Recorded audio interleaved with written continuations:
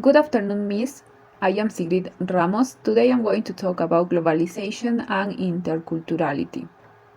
Well, the content of this presentation is the introduction. Also, I'm going to talk about the definitions of both concepts.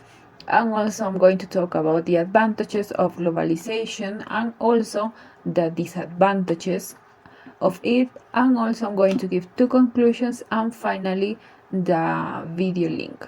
So, to start this presentation, first of all, it is important to know what the word global itself means, involving the entire Earth, or neither national nor continental but planetary.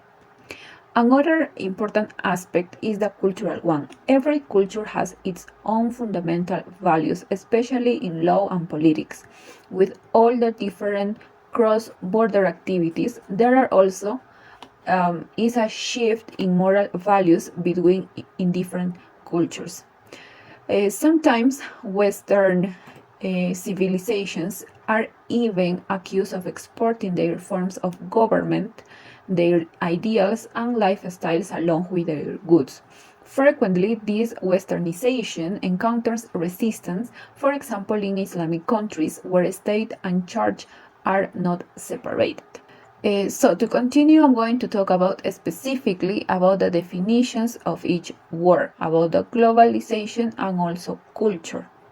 So what is globalization? Globalization is defined as a process that moves businesses, organizations, workers, technology, products, ideas, and information beyond national borders and cultures. Supporters say that this is making countries more interdependent on free trade. But critics maintain that it is also concentrating wealth in the corporate elite, disrupting industries and making local economies more vulnerable. And also, here is the definition of culture. What is culture? Well, culture is the characteristics and knowledge of a particular group of people, encompassing language, religion, cuisine, social habits, music, and arts. The Center for Advanced Research on Language Acquisition goes a step further, defining culture as a shared pattern of behaviors and interactions, cognitive constructs, and understanding that are learned by socialization. Now I'm going to talk about the advantages of globalizations. Here I'm going to talk about some specific points.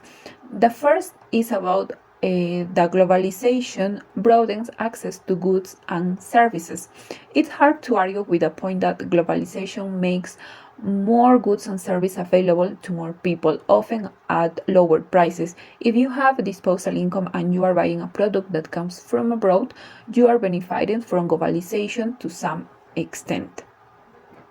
So the next advantage is that globalization can lift people out of poverty. The argument that globalization has lifted people in developing countries out of poverty is somewhat controversial because opinions differ as to the quantity and quality of the jobs created by globalization. But the general wisdom is that globalization has increased job opportunities in capital scarce, labor-rich countries, for example, developing countries. The next advantage of globalization is that globalization increases cultural awarenesses. Globalization's defenders say it has increased cross-cultural understanding and sharing. A globalized society boosts the rate of which people are exposed to the culture, attitudes, and values of people in other countries. The next advantage is that information and technology spread more easily with globalization. Art and culture aren't the only things that spread more easily in a globalized society. The same goes for information and technology. Now I'm going to talk about two disadvantages of this globalization. The first one is that globalization empowers most of the time multinational corporations. Another criticism leveled at globalization is that it has empowered multinational corporations at the expense of governments and citizens.